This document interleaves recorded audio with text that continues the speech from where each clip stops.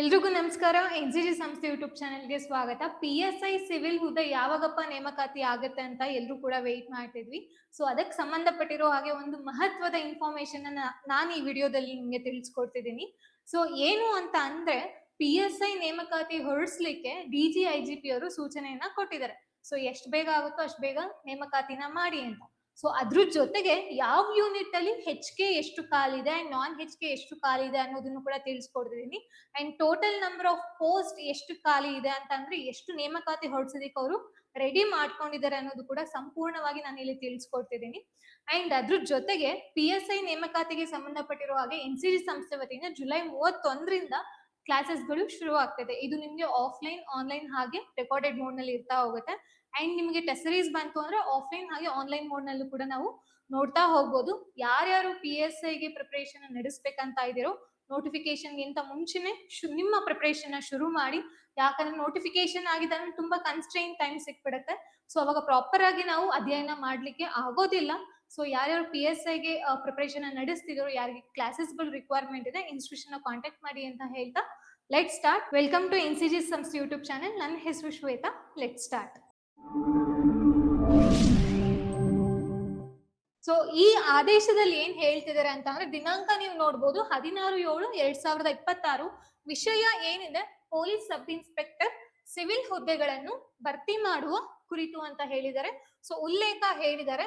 ಏನ್ ಹೇಳಿದ್ದಾರೆ first paragraph ಅಲ್ಲಿ ಅಂತ ಅಂದ್ರೆ, ಮೇಲಿನ ವಿಷಯ ಮತ್ತು ಉಲ್ಲೇಖಕ್ಕೆ ಸಂಬಂಧಿಸಿದಂತೆ ಸರ್ಕಾರವು ಉಲ್ಲೇಖ 1ರ ಪತ್ರದಲ್ಲಿ ಒಟ್ಟು 600 ಪೊಲೀಸ್ ಸಬ್ ಇನ್ಸ್ಪೆಕ್ಟರ್ ಸಿವಿಲ್ ಹುದ್ದೆಗಳ ನೇಮಕಾತಿಗೆ ಅನುಮತಿಯನ್ನು ನೀಡಲಾಗಿದ್ದು, KCS ನಿಯಮ 32ರ ಅಡಿಯಲ್ಲಿ ಸ್ವತಂತ್ರ ಪ್ರಭಾರದಲ್ಲಿರಿಸಲಾದ ಹುದ್ದೆಗಳನ್ನು ಪರಿಗಣಿಸಿ ಹಾಗೂ ಮುಂದಿನ ವರ್ಷದಲ್ಲಿ ನೇರ ನೇಮಕಾತಿ ಅಡಿಯಲ್ಲಿ ರಿಕ್ತವಾಗುವ ಹುದ್ದೆಗಳನ್ನು ಪರಿಗಣಿಸಿ PSI ಸಿವಿಲ್ ನೇರ ನೇಮಕಾತಿನ ಭರ್ತಿ ಮಾಡಲು ಕ್ರಮ ಕೈಗೊಳ್ಳುವಂತೆ ನಿರ್ದೇಶನ ನೀಡಲಾಗಿರುತ್ತದೆ.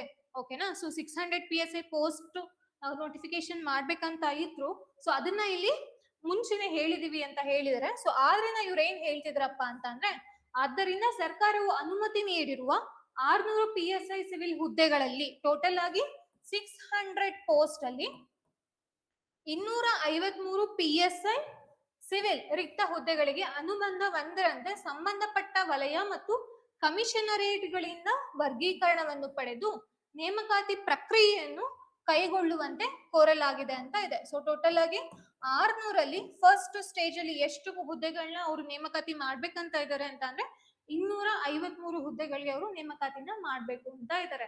ಸೊ ಇದೆಷ್ಟು ಖುಷಿ ವಿಷಯ ಅಲ್ವಾ? ಸೊ ಹಾಗೇನೆ ಯಾವ್ಯಾವ ಯೂನಿಟ್ ಅಲ್ಲಿ ಎಷ್ಟು ಹುದ್ದೆಗಳು ಖಾಲಿ ಇದೆ ಅಂತ ನೋಡೋಣ. ಸೊ ಇದು ಯೂನಿಟ್ ಇರುತ್ತೆ ಈ ಕಾಲಮು. ಅಂಡ್ ಇದು total number of post Kalyana Karnataka ಮತ್ತೆ ನಾನ್ ಕಲ್ಯಾಣ ಕರ್ನಾಟಕ ಅಂಡ್ ಸ್ಪೋರ್ಟ್ಸ್ ಕೋಟಾಸ್ ಕೂಡ ಇದೆ. ಟೋಟಲ್ ಆಗಿ ಅದನ್ನು ಕೂಡ ನಾನು ನಿಮ್ಗೆ ಹೇಳ್ತಾ ಹೋಗ್ತೀನಿ. ಫಸ್ಟ್ ಯೂನಿಟ್ ಅಲ್ಲಿ ನೋಡಿ, ಪೊಲೀಸ್ ಕಮಿಷನರ್ ಬೆಂಗಳೂರು ನಗರ 108 ಹುದ್ದೆ ಇದೆ ಒಟ್ಟಾರೆಯಾಗಿ. ಕಲ್ಯಾಣ ಕರ್ನಾಟಕಕ್ಕೆ 22, ನಾನ್ ಕಲ್ಯಾಣ ಕರ್ನಾಟಕಕ್ಕೆ 81. ಸೊ ಅದರಲ್ಲಿ 5 ಸ್ಪೋರ್ಟ್ಸ್ ಕೋಟಾ ಇದೆ. ಪೊಲೀಸ್ ಕಮಿಷನರ್ ಮೈಸೂರು ನಗರ ಈ ಯೂನಿಟ್ ಅಲ್ಲಿ ಟೋಟಲ್ ಹುದ್ದೆ ಖಾಲಿ ಇರೋದು 7. ಕಲ್ಯಾಣ ಕರ್ನಾಟಕಕ್ಕೆ ಯಾವ್ದು ಬರಲ್ಲ, ಯಾಕಂದ್ರೆ ಮೈಸೂರು ವಿಭಾಗ ಅಲ್ವಾ, 7. Next police commissioner Hubballi Dharwad ನಗರ, ಇದ್ರಲ್ಲಿ ಯಾವುದೇ ಖಾಲಿ ಇಲ್ಲ ಅಂತ ಕೊಟ್ಟಿದ್ದಾರೆ. ಓಕೆನಾ? ಸೊ ಈ ಯೂನಿಟ್ ಅಲ್ಲಿ ಯಾವ್ದು ಕಲ್ಯಾಣ ಕರ್ನಾಟಕಕ್ಕೂ ಇಲ್ಲ ಮತ್ತೆ ನಾನ್ ಕಲ್ಯಾಣ ಕರ್ನಾಟಕಕ್ಕೂ ಇಲ್ಲ. ನೆಕ್ಸ್ಟ್ ಪೊಲೀಸ್ ಕಮಿಷನರ್ ಮಂಗಳೂರು, ಇದ್ರಲ್ಲಿ 6 ಹುದ್ದೆಗಳು ಖಾಲಿ ಇದೆ. ಸೊ ನಾನ್ ಕಲ್ಯಾಣ ಕರ್ನಾಟಕಕ್ಕೆ 6 ಹುದ್ದೆನ ಕೊಟ್ಟಿದ್ದಾರೆ. ಪೊಲೀಸ್ ಕಮಿಷನರ್ ಬೆಳಗಾವಿ ನಗರ, ಇದ್ರಲ್ಲೂ ಕೂಡ ಯಾವುದೇ ಹುದ್ದೆ ಖಾಲಿ ಇಲ್ಲ. ನೆಕ್ಸ್ಟ್ ಪೊಲೀಸ್ ಕಮಿಷನರ್ ಕಲಬುರಗಿ ನಗರ 3 ಖಾಲಿ ಇದೆ, 3 ಕೂಡ ಕಲ್ಯಾಣ ಕರ್ನಾಟಕಕ್ಕೆ ಹೋಗಿದೆ. ಕೇಂದ್ರ ವಲಯ ಬೆಂಗಳೂರು 17 ಖಾಲಿ ಇದೆ, 17 ನಾನ್ ಕಲ್ಯಾಣ ಕರ್ನಾಟಕಕ್ಕೆ ಹೋಗಿದೆ. ನೆಕ್ಸ್ಟ್ ದಕ್ಷಿಣ ವಲಯ ಮೈಸೂರು 10 ಹುದ್ದೆ ಖಾಲಿ ಇದೆ, 10 ಹುದ್ದೆನೂ ಕೂಡ ನಾನ್ ಕಲ್ಯಾಣ ಕರ್ನಾಟಕಕ್ಕೆ ಹೋಗಿದೆ.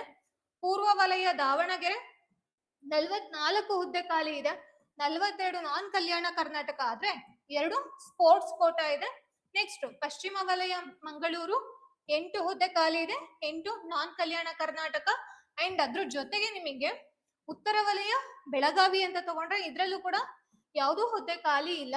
ಈಶಾನ್ಯ ವಲಯ ಗುಲ್ಬರ್ಗ ಒಟ್ಟಾರೆಗೆ 8 ಪೋಸ್ಟ್ಗಳು ಖಾಲಿ ಇದೆ, ಅದರಲ್ಲಿ 7 ಕಲ್ಯಾಣ ಕರ್ನಾಟಕಕ್ಕೆ, 1 ನಾನ್ ಕಲ್ಯಾಣ ಕರ್ನಾಟಕಕ್ಕೆ. ಬಳ್ಳಾರಿ ವಲಯ 29 ಹುದ್ದೆಗಳು ಖಾಲಿ ಇದೆ. 28 ಕಲ್ಯಾಣ ಕರ್ನಾಟಕಕ್ಕೆ ಹೋದ್ರೆ 1 ಸ್ಪೋರ್ಟ್ಸ್ ಕೋಟಾಗ್ ಹೋಗಿದೆ. ಮತ್ತೆ ರೈಲ್ವೇಸ್ ಅಲ್ಲಿ 13 ಹುದ್ದೆಗಳು ಖಾಲಿ ಇದೆ. ಅದರಲ್ಲಿ 5 ಕಲ್ಯಾಣ ಕರ್ನಾಟಕಕ್ಕೆ ಹೋದ್ರೆ 8 ನಾನ್ ಕಲ್ಯಾಣ ಕರ್ನಾಟಕಕ್ಕೆ ಹೋಗಿದೆ. ಸೊ ಈಗ ಒಟ್ಟಾರೆಯಾಗಿ ಎಷ್ಟು ಕಲ್ಯಾಣ ಕರ್ನಾಟಕ ಮತ್ತೆ ಎಷ್ಟು ನಾನ್ ಕಲ್ಯಾಣ ಕರ್ನಾಟಕ ಅಂತ ನೋಡೋಣ. ಒಟ್ಟಾರೆಯಾಗಿ ಎಷ್ಟು ಪೋಸ್ಟ್ಗಳು ಖಾಲಿ ಇದೆ? 253 ಇದೆ. ಅಂಡ್ ಅದ್ರ ಜೊತೆಗೆ 65 ಬಂತು ಅಂದ್ರೆ ಕಲ್ಯಾಣ ಕರ್ನಾಟಕಕ್ಕೆ, 180 ನಾನ್ ಕಲ್ಯಾಣ ಕರ್ನಾಟಕ, ಸ್ಪೋರ್ಟ್ಸ್ ಕೋಟಾ 8. ಓಕೆನಾ? ಸೊ ಇಷ್ಟು ಸೇರಿದ್ರೆ ಎಷ್ಟಾಗತ್ತೆ? 253. ಟೋಟಲ್ ಆಗಿ ಎಷ್ಟಾಯ್ತು? 253. ಓಕೆನಾ?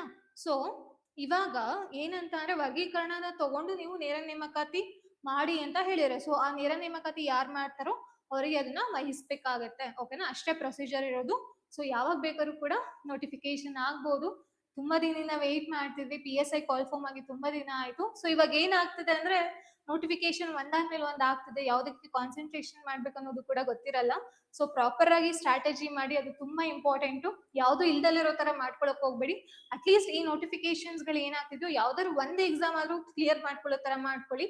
ಅಂಡ್ ತುಂಬಾ ದಿನದಿಂದ ವೆಯ್ಟ್ ಮಾಡ್ತಿದ್ದೀರಾ. ಸೊ ನಿಮ್ಮ ಶ್ರಮಕ್ಕೆ ಒಳ್ಳೆ ಪ್ರತಿಫಲ ಖಂಡಿತ ಸಿಗ್ಲೇಬೇಕು. ಯಾರ್ಯಾರು ಸೆಲ್ಫ್ ಸ್ಟಡೀಸ್ ಮಾಡ್ತಿದ್ದೀರಾ, ಸೊ ಪ್ರಾಪರ್ ಆಗಿ ಸ್ಟ್ರಾಟಜಿ ಮಾಡ್ಕೊಳ್ಳಿ. ಒಂದ್ ಒಳ್ಳೆ ಗೈಡೆನ್ಸ್ ತಗೊಳ್ಳಿ, ಒಂದ್ ಒಳ್ಳೆ ಮೆಂಟರ್ಶಿಪ್ ಇರ್ಲಿ ನಿಮ್ ಜೊತೆಗೆ. ಅಂಡ್ ಯಾರ್ಯಾರು ಕೋಚಿಂಗ್ ತಗೊಳ್ಬೇಕಂತಿದ್ದೀರಾ, ನಿಮ್ಗೆ ಕ್ಲಾಸಸ್ ಜೊತೆ ಟೆಸ್ಟ್ ಸೀರೀಸ್ ಕೂಡ ನಾವು ಪ್ರೊವೈಡ್ ಮಾಡೋದ್ರಿಂದ ನಿಮ್ಗೆ ಕಂಪ್ಲೀಟ್ ಪ್ಯಾಕೇಜ್ ನಿಮ್ಗೆ ಸಿಗ್ತಾ ಹೋಗುತ್ತೆ. ಅಂಡ್ ಮೆಂಟರ್ಶಿಪ್ ಕೂಡ ಸಿಗುತ್ತೆ. ಪೇಪರ್ 1 ಹಾಗೆ ಪೇಪರ್ 2 ಎರಡು ಕೂಡ ಇರೋ ಚಾನ್ಸಸ್ ಇರುತ್ತೆ. ಸೊ ನೆಕ್ಸ್ಟ್ ಅಪ್ಡೇಟ್ಸ್ ಬಂದಾಗ ನಾನು ಖಂಡಿತ PSI ಏನಿದೆ ಖಂಡಿತ ವಿಡಿಯೋ ಮಾಡಿ ನಾನು ಅಪ್ಲೋಡ್ ಮಾಡ್ತೀನಿ. ಅಂಡ್ ಈ ವಿಡಿಯೋ ಮುಖಾಂತರ ಏನ್ ತಿಳಿಸ್ಬೇಕಂತ ಅಂದ್ರೆ, PSI ಹುದ್ದೆಗೆ ಯಾರ್ಯಾರು ಆಕಾಂಕ್ಷಿಗಳಿದ್ದಾರೆ ಅವ್ರಿಗೂ ಕೂಡ ಈ ವಿಡಿಯೋನ ಶೇರ್ ಮಾಡಿ ನೆಕ್ಸ್ಟ್ ಅಪ್ಡೇಟ್ಸ್ಗೆ, ಹಾಗೆ ನಮ್ಮ NCG ಸಂಸ್ಥೆ ಯೂಟ್ಯೂಬ್ ಚಾನೆಲ್ ನೋಡ್ತೀರಿ ಅಂತ ಹೇಳ್ತಾ, will see you in the next session. Thank you.